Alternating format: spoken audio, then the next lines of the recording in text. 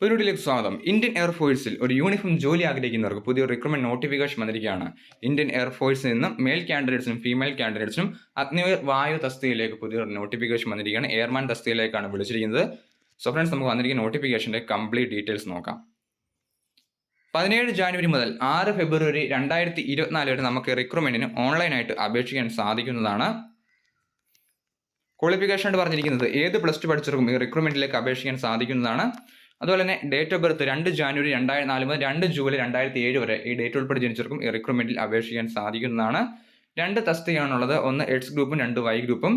H ഗ്രൂപ്പിലേക്ക് science subject പഠിച്ചിരിക്കണം. Y ഗ്രൂപ്പിലേക്ക് ഏത് +2 പഠിച്ചവർക്കും അപേക്ഷിക്കാം.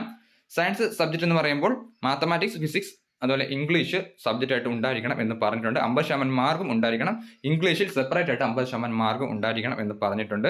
അല്ലെങ്കിൽ 3 വർഷത്തെ ഡിപ്ലോമ എഞ്ചിനീയറിംഗ് ഉള്ളവർക്കും അപേക്ഷിക്കാൻ സാധിക്കുന്നതാണ്. ഒന്നെങ്കിൽ +2 സയൻസ്, അല്ലെങ്കിൽ 3 വർഷത്തെ diploma engineering mechanical, electrical, electronics, automobile, computer science, instrumentation technology, അല്ലെങ്കിൽ ഇൻഫർമേഷൻ ടെക്നോളജി തുടങ്ങിയ ഡിപ്ലോമ കോഴ്സ് പഠിച്ചവർക്കും അപേക്ഷിക്കാൻ സാധിക്കുന്നതാണ് എന്ന് പറഞ്ഞിട്ടുണ്ട്. കൂടാതെ VHSC പഠിച്ചവർക്കും അപേക്ഷിക്കാൻ സാധിക്കുന്നതാണ്. ഫിസിക്സ്, മാത്തമാറ്റിക്സും സബ്ജക്റ്റ് ആയിട്ട് ഉണ്ടായിരിക്കണം എന്ന് പറഞ്ഞിട്ടുണ്ട്.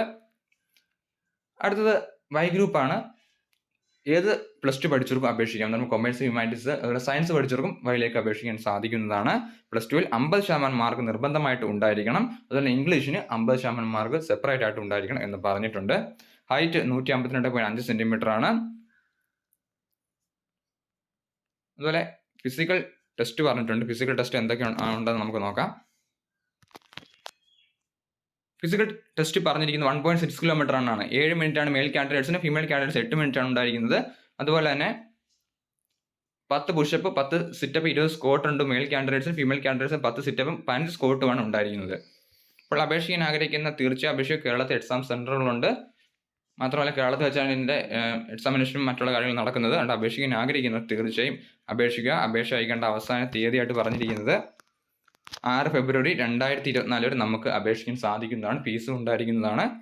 നോട്ടിഫിക്കേഷൻ ഡൗൺലോഡ് ചെയ്യുന്ന ലിങ്ക് ഡിസ്ക്രിപ്ഷൻ ബോക്സിൽ കൊടുത്തേക്കാം. ഈ വീഡിയോ ഉപകാരപ്പെട്ടെങ്കിൽ ലൈക്ക് ചെയ്യാൻ മറക്കരുത്. Army, navy, air force, Kerala PSC അതുപോലെ സെൻട്രൽ ഗവൺമെന്റ് ജോലിയിൽ നോക്കുന്ന കൂട്ടുകാരുടെ ചാനൽ സബ്സ്ക്രൈബ് ചെയ്ത് ഡെയിലി അപ്ഡേറ്റ്സ് ലഭിക്കുന്നതാണ്. Thanks for this video.